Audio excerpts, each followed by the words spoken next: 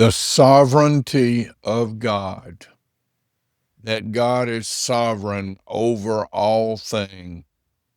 This is so important. This is just absolutely foundational to our relationship with God, our understanding God as He reveals Himself from His Word. You should be able to see on your screen the verses that I'm looking at there in Isaiah chapter 46, the second part of verse 9 through verse 11. I'll first just read those through.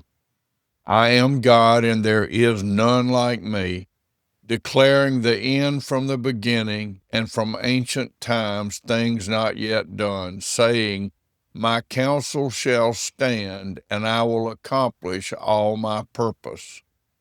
Calling a bird of prey from the east, the man of my counsel from a far country. I have spoken, and I will bring it to pass. I have purposed, and I will do it. God is saying, I am God, and there is no other. There's nobody like God. We have to have that clearly, firmly established in our mind. We're not talking here about what I think or you think. We're talking about what God has said. He's shown us this clearly in every way, but He declares it here through the prophet Isaiah. He said, I am God and there's none like me. In other words, there's no one else. There's nobody to overrule God. We can throw up our foolish questions or our efforts to contradict Him if we're so bold, but it doesn't amount, as I would say it, to a hill of beans. He said, I declare the end from the beginning. In other words, He knows what's going to happen because in Him it's already happened. In A.W. Tozer's book, Knowledge of the Holy One, he said, God is in eternity and time is within God. He expresses, someone, I can't think who said, if you imagined a sheet of white paper that extended infinitely, and then there in the middle of it before you is this short little line. He said that line represents time contained within eternity, and all of that contained within God. He said, I declare the end from the beginning, from ancient times, things not yet done, as I heard another speaker say. We're not talking here about a crystal ball. We're not talking here about prediction. We're talking here about God saying what has and will happen. He's not bound by time. So the things that we call past and the things we call future and the things we call present, all of those things are one before God. He sees it all at once, the beginning and the end and everything in between. He said, my counsel, His will, His decision shall stand. It is standing. It will stand. It can't be undone. And I will accomplish all my purpose. God has a purpose in all that He's doing. I don't understand all of His purpose, but He's God and I trust Him. Now, some people would say that's a blind faith.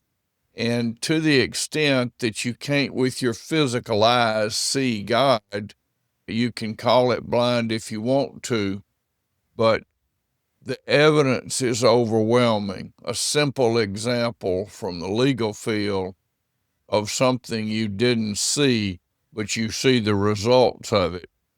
And that is that you get ready to go to bed at night and you walk out to do something in your yard and you observe the condition of the yard and then you go to sleep, and the next morning when you go out to get your morning paper or whatever the purpose is, and you see this layer about this thick of this white, very cold substance, you did not see how that got there, but you know clearly that it snowed, right? Look at creation. We can see clearly that God is.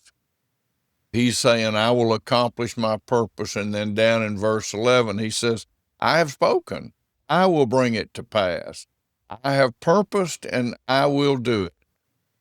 God is sovereign over all things. Are there things within God's sovereignty that occur that just tear at my soul and your soul? Of course there are. Of course there are. Things just a few weeks ago, this flooding and this loss of life over in Texas, it rips at the fabric of our being. And we could go back in time and say that about so many things. But I know that God's purpose is consistent with God's character. And God's character, his nature, and he doesn't have a nature like we have. Today we're one thing and tomorrow we're something else. He's the same yesterday, today, and forever. But his nature, if you will, is good and holy and perfect and loving and just and fair and everything good. No, I don't understand, but that doesn't change that he is God and we can trust him. We must trust him. Personally, I can tell you that many things have happened in my own life, all the bad things of which I'm certainly totally responsible. But if you had told me these things were going to happen, I would have said, I can't do that. I know I can't do that. But as I looking back at them now, again, me accepting full responsibility for the calamities, I can say, wow, I can see why God permitted or allowed or caused, whatever the right word is, this to happen. Even though it was me and I'm responsible, he has used those things to work together for good. So it's not that you need my witness or I need my witness, because he's God and that's all we need to know. He is God and he is sovereign in all things. Just briefly, let's just remind ourselves. He said, I am God and there is no other. There is no other God. There's none like me. In other words, there's nobody that's going to call his will, his purpose into doubt. He says, I declare the end from the beginning, the END from the beginning. And he said, there's nobody that can question that. He said, my counsel, my decision shall stand. He said, I have spoken and I will bring it to pass. I have purposed and I will do it. That's God's firm decision. And he has the authority, the wisdom, the power, and the freedom to do just that. And he has done that. He is doing that, and he will do. God is God. We are not.